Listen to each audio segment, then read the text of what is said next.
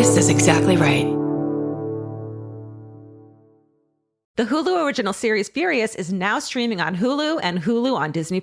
Starring Emmy Rossum as Alice Black, Furious follows a rookie FBI agent on the hunt for Catherine, played by Lola Pettigrew, a mysterious and calculating female serial killer. While Alice upholds justice, Catherine kills for it, terrorizing the rich and powerful men of New York in her pursuit of vengeance. With secrets that change everything, Alice discovers there's a thin line between hunter and prey. Watch the Hulu original series Furious. Now streaming on Hulu and Hulu on Disney Plus for bundle subscribers. Terms apply. Goodbye. I'm Nancy Glass, host of the Burden of Guilt Season 3 podcast. This is a story about a horrendous situation that destroyed 2 families. It's a scorched earth war that shows just how far someone will go to get what they want. Cindy said I had to choose between the truth and my family, and I had to choose the truth. Listen to Season 3 of Burden of Guilt on the iHeartRadio app, Apple Podcasts, or wherever you get your podcasts. Hey, Portlandia fans. Carrie Brownstein and Fred Armisen here. The dream of the 90s is alive in podcast form. We're launching Podlandia, AO Rewatch, our brand new podcast where we revisit every episode of Portlandia together, breaking down sketches, going deep on our iconic characters, and pulling back the curtain on how it all got made. And we'll also be joined by the people who helped bring it all to life. Guest stars, collaborators, and friends, including director Jonathan Kreisel, the mayor himself, Kyle MacLachlan, legendary musician Amy Mann, and many more. Kyle is going for it here. You fully improvised not just words, but a song, a melody. Well, I thought you were all going to write a song. I remember you thinking that. Listen to Podlandia, AO Rewatch on the iHeartRadio app, Apple Podcasts, or wherever you get your podcasts.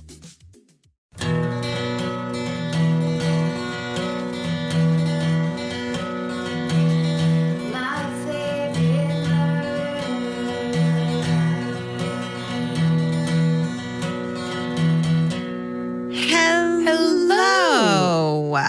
And welcome to My Favorite Murder, the Minisode, where we read you your stories just like that. Thanks for your stories. Hey, thanks for sending them to myfavoriteMurder@gmail.com. Please continue to do so. And then we'll continue to read. Do you want to go first? Right. Oh, sure. Okay. This is called The Time My Uncle Tom Returned Mafia Member Sam Giancana's Dog. Lighthearted. Oh. Let's hope so. Mm-hmm. Then it just starts. This story is about my grandfather and his brother Tom. I'm not sure the exact year this happened, but it would have probably been in the mid-40s. My grandfather, born in 1929, and his brother, a few years younger, grew up in Oak Park, Illinois, which was, at the time, a rapidly growing suburb of Chicago. They lived in a rather unassuming house in a rather unassuming neighborhood and spent most of their summers playing with the other children on the block. As most suburban children seem to do, they shared stories about that one house on the block they were all afraid to go near. The children spread rumors amongst themselves about the monstrous things the owners of that house does. In this particular case, however, the monster was real. Just a few streets up from my grandfather's house and on the corner lived Salvatore Mooney Giancana, or just Sam Giancana, as he was known in the neighborhood. Giancana was a rising star in the Chicago mafia and had earned an infamous reputation as a vicious killer. By this time, Giancana had been in and out of several correctional facilities and was running the Chicago illegal gambling scene, amongst other things. Well, one day, my great-grandmother was home alone while my great-grandfather was away at work when guess who comes strolling up to the door? That's right, Sam Giancana himself was knocking at the door. My great-grandmother cautiously unlocked the deadbolt, cracked open the door, and asked, "Can I help you?" Giancana replied with a question of his own, "Is Tommy here?" I imagine it's pretty anxiety-inducing when a famous gangster and murderer comes up to the door asking for the whereabouts of your 10-year-old son. Thinking the worst, I'm sure, she asked what he'd done, maybe expecting Giancana to say Tommy broke a window in Sam's house and now the family is in debt to the mob. Instead, Giancana said, "My dog ran away earlier and Tommy brought him back for me. I came here to give him this in return." And he extended his hand holding a $20 bill. Ooh. And it said, "I looked it up for you. That's something like $300 in today's money." Hell yes. Relieved, my great-grandmother called Tommy down and he accepted the payment from Giancana because what are you going to do? Refuse the murderer's money? Later, when pressed for more details, Tommy said that when he brought the dog back, he was brought through a downstairs room that had tables with a bunch of phones on them, likely taking bets for the bookie that Giancana was running. Years later, Giancana graduated to head of the Chicago Mafia and was allegedly working with the CIA during this time. Giancana was slated to testify before the Church Committee in 1975 about the collusion between the CIA and the Mafia. Still living in that same house in Oak Park, now under police protection as a witness, Giancana was making sausage and peppers in his downstairs kitchen when an unknown gunman entered through the basement and shot him in the head and neck 7 times with a .22 caliber. Ooh. My family has since moved out of Oak Park, but this story is often retold at family gatherings to impress any newcomers. Great Uncle Tom and my grandfather are now in their 90s, but when they tell the story, it's if they're both kids again, nervously walking up to return the lost dog to the scary house on the block. Thanks for all you do on the pod. I've learned so much about my family since you encouraged us to get the deets. Stay sexy and return those lost dogs, Kayla. I love that because, yeah, he's a mobster, but he still loves his dog. That's right. Dogs still get lost when they're mafia dogs. And they're still loved and missed and then valued when they're returned. $20, kid. Here. $20 idea- in 1940s is fucking insane. It's insane. That's back when like everything was a nickel. Totally, exactly. It was like coffee and a candy bar and a newspaper. Yeah. I'm sure the Just like- great-grandma was like, yoink, that's mine. For real. This is like room and board. Also, the idea that like, if it were what the great-grandmother feared of like, you know, break a window at the mafia boss's house. No. Whew. God forbid. God forbid. God forbid. Also, if that little kid was like, and I went through the basement and there was tables with telephones, it'd be like, you saw nothing. You saw nothing. Okay. My first one, the subject line is trash parent story. I've got a lot of trash parent stories. Yep. We There- asked. I mean, what's better? Dear all, just a quick trash parent story for you guys as requested. My lovely mother, Grace, is still with us, so no lurking tearjerker traps us down the road, Karen. Thank you. Thank you, and you're welcome. Speaking of Karen, I'm the same age, go 1970 babies, and was lucky enough to have an intrepid world-traveling single mom, fluent in Spanish and French, who thought nothing of packing me and my brother up to take us on overseas adventures when we were teens. Wow. We were lucky enough to take trips to Spain, France, and England in the mid-'80s, renting scary cars that don't shift, staying in youth hostels, and generally having a great time. Wow, what a mom. Yeah, that's rad. She even trusted my teenage brother to pick hotels and restaurants from guidebooks. Nice. Literally back when it was like, was it the Zagat guide? Zagat. Yeah. Michelin, did Michelin even have I don't know. anything but tires yet? I think they were just tires. Michelin had nothing to say about dinner. It No. was only tires. Yeah. And was comfortable making spontaneous decisions on the road in a time before cell phones and ATMs. It was more like traveler's checks and stashes of cash stuffed into those underclothes money belts that seem vaguely religious. When I read that line, I completely tripped out to this money necklace thing that my mom bought for me when I went on this trip in high school to Europe, to Russia. And it literally was like this weird, it was like a necklace with a very large nylon pocket on it. I remember those. The Right? touch And to you your said- body. Yeah. Yeah, you have your passport against your heart, basically. In the summer of 1985, we were in London. I had my Choose Death button on. That's literally only funny to people who grew up in the 80s. But in parentheses, it says, fuck you, Wham, UK. And was planning to visit the King's Road, birthplace of the Sex Pistols, with my brother. But first, we both needed proper London trench coats. My brother, my mom, and I started in Trafalgar Square with plans to meet in the same spot in an hour or so. My mother probably wanted to visit some important historical site, parentheses, yawn. So Craig and I set off in search of used military outerwear. I don't remember the exact details, but, and then this is in quotes, we got separated, i.e. he ditched me. Little sisters, am I right? Anyways, I somehow found a coat and was wandering around looking 15 when an older gentleman began to engage me in conversation. He was wearing a suit and didn't seem that creepy. Besides, he said, I looked like a model. I could be a model. He ran a modeling agency. I should be a model. Model, model, model. Oh no, model. And then it says, did I mention I was 15? Yes, I followed him back to his office, which actually did look legit. Yes, I had no idea where I was going. Yes, I told him the name of our hotel. Yes, I was going to let someone take my picture. But then when they said something about taking off my bra for the picture, my personal self-preservation unit finally lit up. No. I got the F out of there, definitely lost and very spooked. I somehow found my way back to Trafalgar Square to meet my mom and brother and shared my very scary tale. The guy ended up calling our hotel, and then in parentheses, oops, I gave him my name too, every single day the whole time that we were in London. My brother was in charge of answering the calls once they became persistent and came up with increasingly rude ways of telling him to leave us alone. A little part of me still wonders what might have been, assuming, of course, it wasn't abduction, torture, murder, etc. Because deep down inside, I am still 15. But as a mom myself of 2 daughters who are 21 and 25, I say, Mom, what the fuck were you thinking about? Stay sexy and don't let your 15-year-old daughter wander solo in large foreign cities in the 80s. And then all caps, she has poor judgment.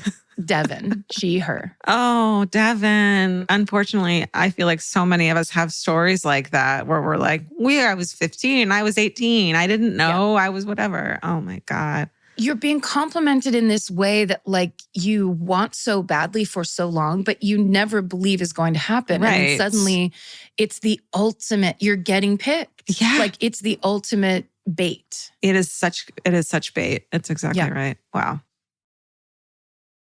I'm Nancy Glass, host of the Burden of Guilt Season 3 podcast. This is a story about a horrendous situation that destroyed 2 families. It started more than 7 years ago when Cindy and Kenny were 2 40-somethings who had just gotten engaged. Days later, they walked into a scorched earth war they never saw coming. Turn around and place your hands behind your back. The cops came into my house and threw me in jail. And to Cindy's surprise, her fiancé Kenny was charged with abusing one of her children. I never once doubted Kenny, and I always doubted the accusation. On Season 3 of Burden of Guilt, you'll hear a story about the lengths someone will go to in order to get what they want. This case has got to be one of the most despicable. Listen to Season 3 of Burden of Guilt on the iHeartRadio app, Apple Podcasts, or wherever you get your podcasts. In the middle of the night, Saskia awoke in a haze. Her husband Mike was on his laptop. What was on his screen would change Saskia's life forever. I said, I need you to tell me exactly what you're doing.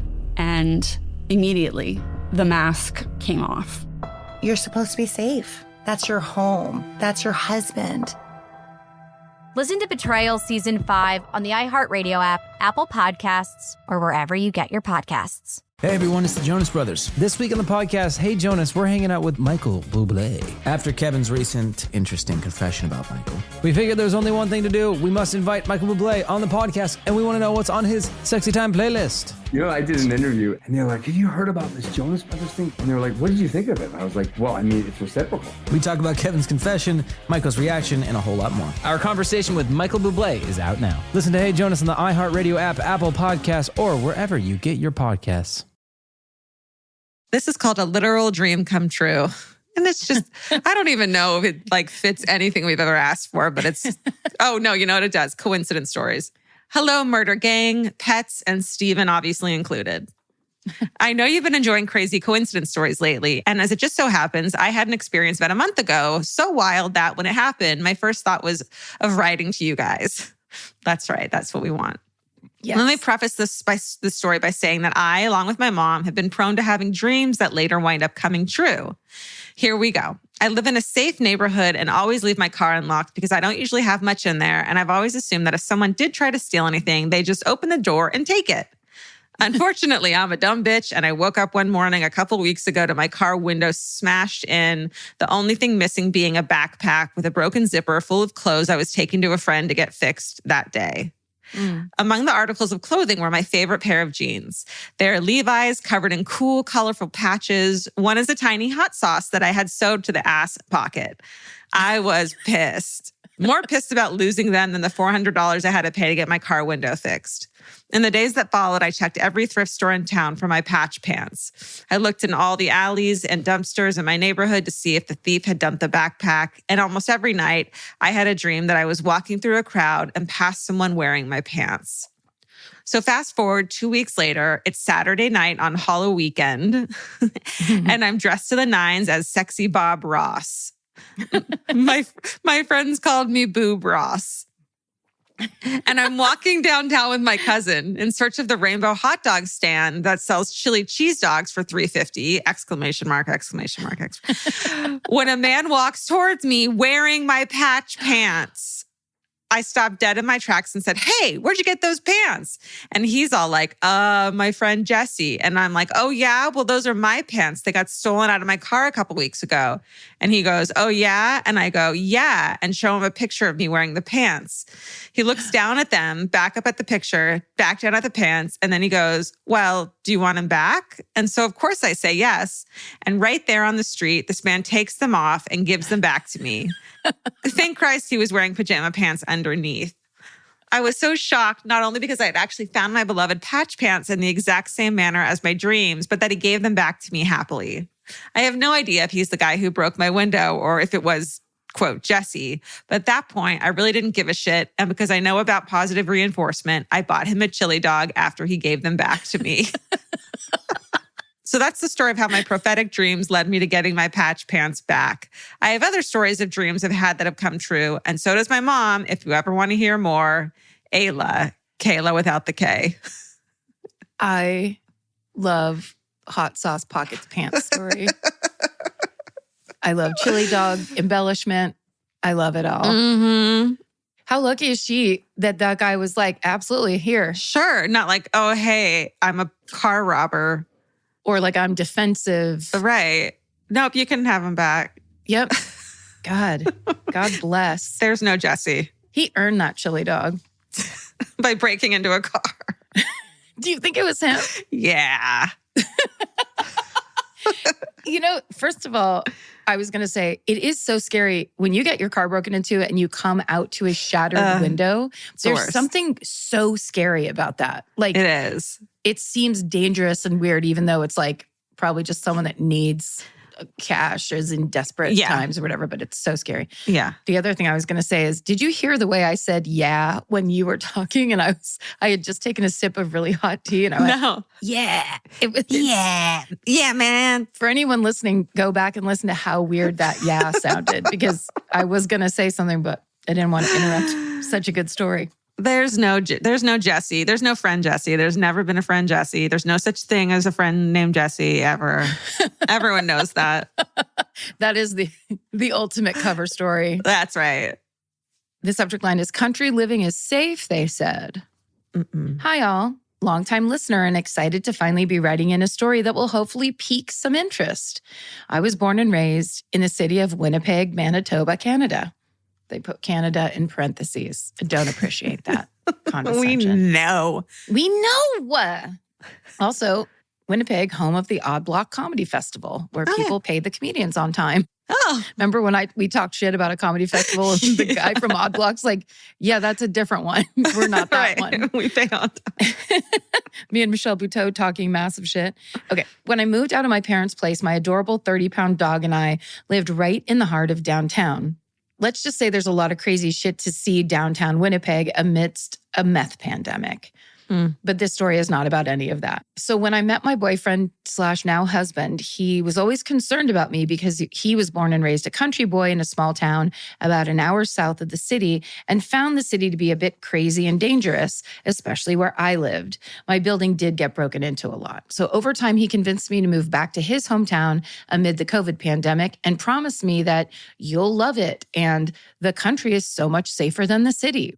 Fast forward to a month into living in our new home in the country, I'm homesick from work with a really bad bout of anxiety caused by work, LOL. when I hear a car door slam closed outside. My dog starts going nuts, and I think that my husband has come home for lunch to surprise me and check up on me. My dog and I rush to the front door, and I let her loose. Usually when she sees him, she stops barking and starts to wag her tail, but she wouldn't stop barking, and she seemed nervous. Next thing I know, a 6-foot-something tall man, not my husband, appears from around my deck in grubby clothes looking nervous. He tells me that his car broke down on the highway and asks to use my phone. Stunned and not knowing to fuck politeness at this time, I unlock my cell phone and hand it over. Meanwhile, my dog has not stopped barking. This man makes a call and leaves a voicemail with someone to call him back. And then in parentheses, it says, on what phone? He used mine. Right. So creepy. At this point, he hands back my phone and asks me for some water, being scared to say no and be rude. And then in parentheses, it says Canadian. I go inside and lock the door, leaving my dog to bark at him outside. I immediately phone my father-in-law, who lives 5 minutes down the road, and tell him what's going on. He tells me he'll be right over. I return back outside and hand the stranger a water bottle and tell him my father-in-law is on the way to help with his car. This seems to spook him as he says, "Oh, don't worry about it, thanks," and starts to meander away, but not down the driveway. He walks into the thick brush of the spruce trees and shrubs at the side of my yard closest to the highway. My dog and I are watching through the window now as my father-in-law pulls up and starts to talk to the man in the bushes from the highway. The man then runs across the highway into town. My father-in-law tells me that he told him he was looking for his dog in the bushes. My father-in-law said, "There's no fucking dog here. Get the fuck out of here." Yeah. And that's when he ran away.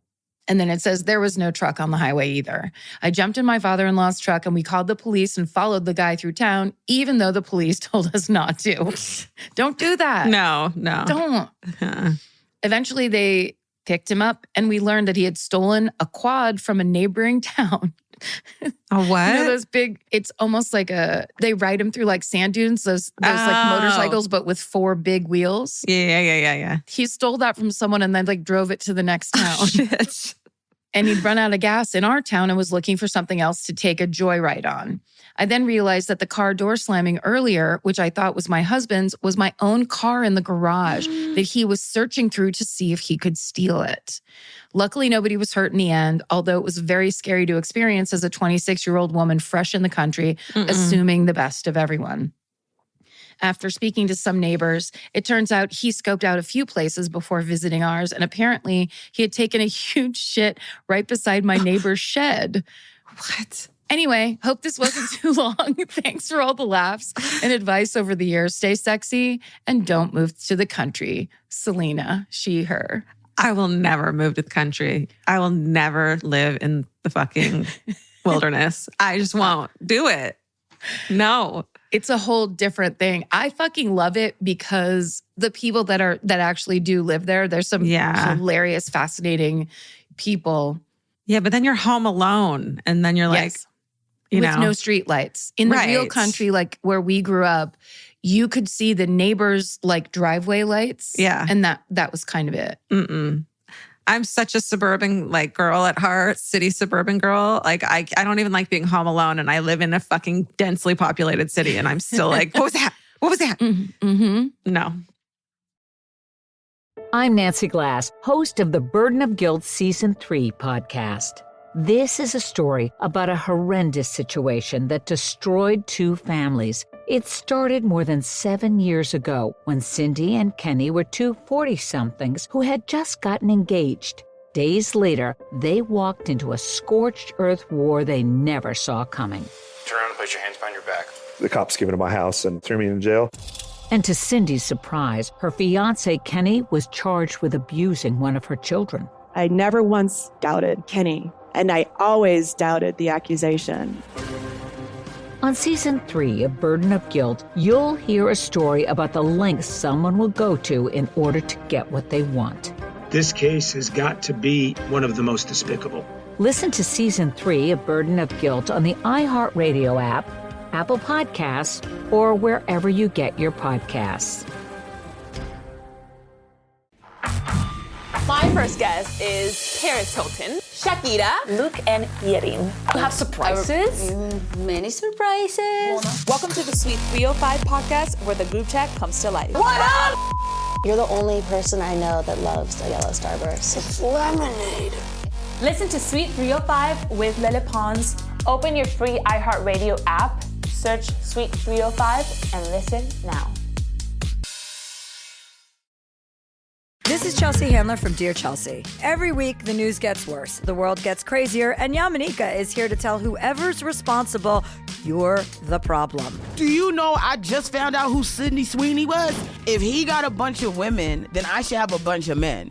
Do better or do less so I don't have to do so much. I'm Yamanika, and I'm out. Listen to You're the Problem with Yamanika starting on July 15th on the iHeartRadio app, Apple Podcasts, or wherever you get your podcasts.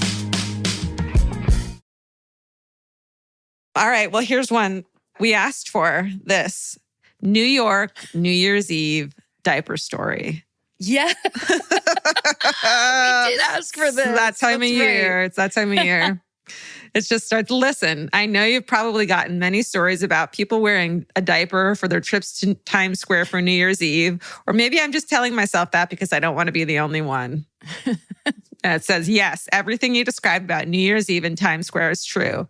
You're locked into pens on the street that you cannot get into any later than 3 p.m., meaning you're standing, sitting, huddled in a ball in the middle of New York for 9 hours with no bathroom in sight. How is that legal? That's inhumane. It's just because they're volunteering to do it. Like, you don't have to do it. I guess. It's only natural that people become creative when it comes to their human needs in these situations, right? Mm-hmm. So after hours of watching 20-year-old drunk men piss in anything, and I mean anything, Snapple bottles, plastic bags, Pringles cans, all caps, I was thankful that my mother had prepared us for this tremendous journey to ring in the new year. At the time, as an 18-year-old girl, I obviously resented my mother for making me wear a pink Depends. But as the countdown came after 9 hours of trying to stay warm and hydrated, it finally happened.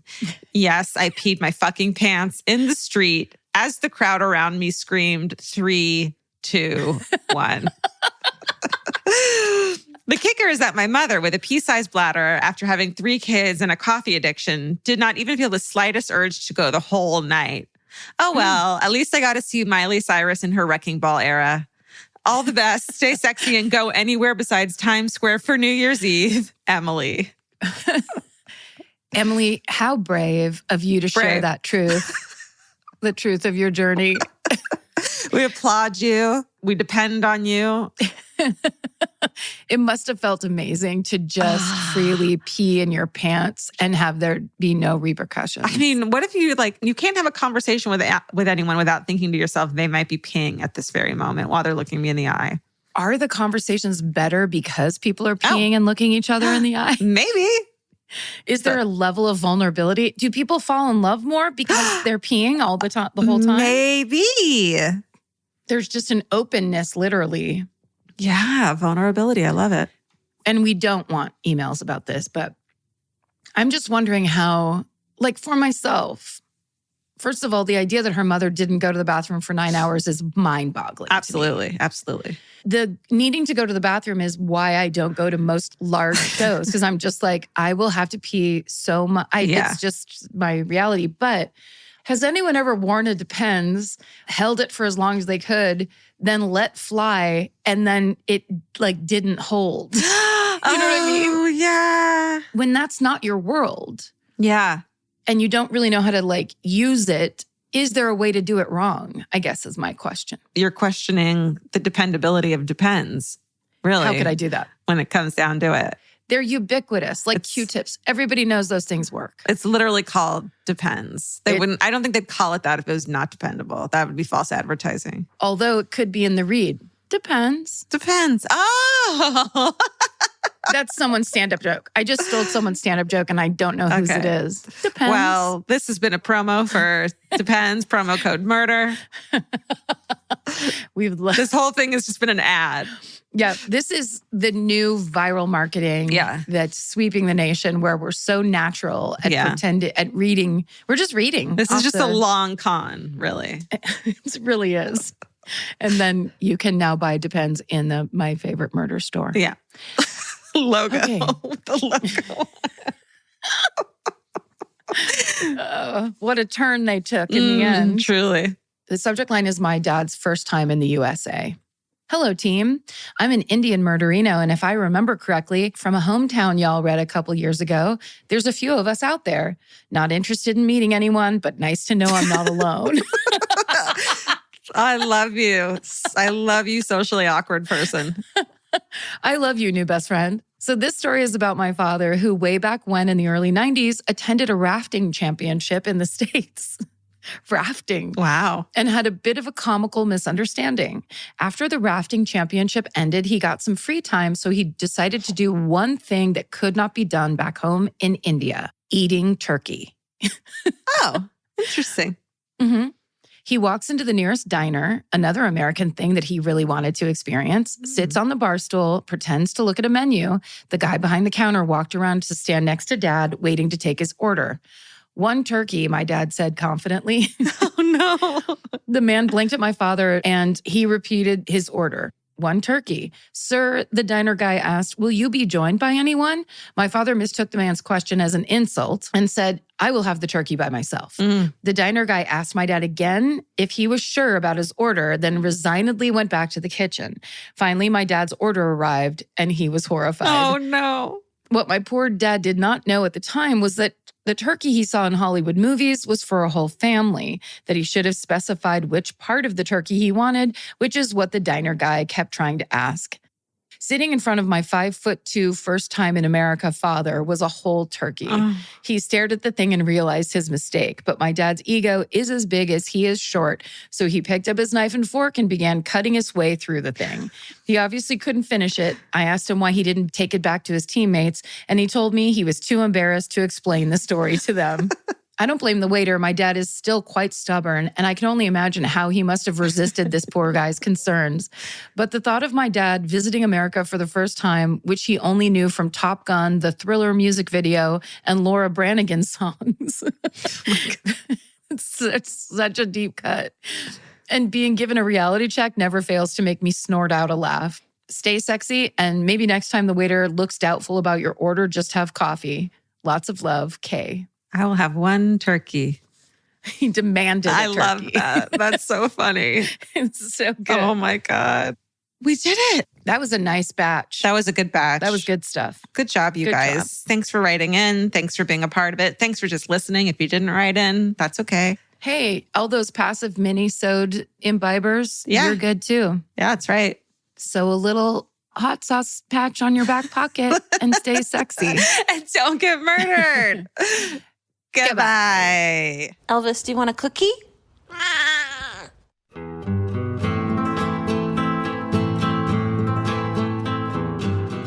This has been an Exactly Right production. Our senior producer is Hannah Kyle Crichton. Our producer is Alejandra Keck. This episode was engineered and mixed by Stephen Ray Morris. Our researchers are Maren McClashin and Gemma Harris. Email your hometowns and fucking hoorays to myfavoritemurder@gmail.com. Follow the show on Instagram and Facebook at My Favorite Murder and Twitter at My Fave Murder. Goodbye.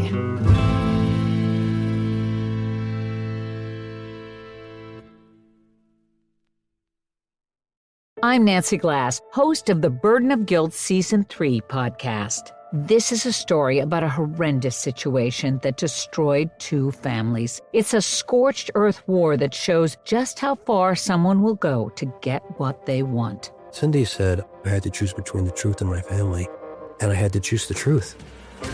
Listen to Season 3 of Burden of Guilt on the iHeartRadio app, Apple Podcasts, or wherever you get your podcasts.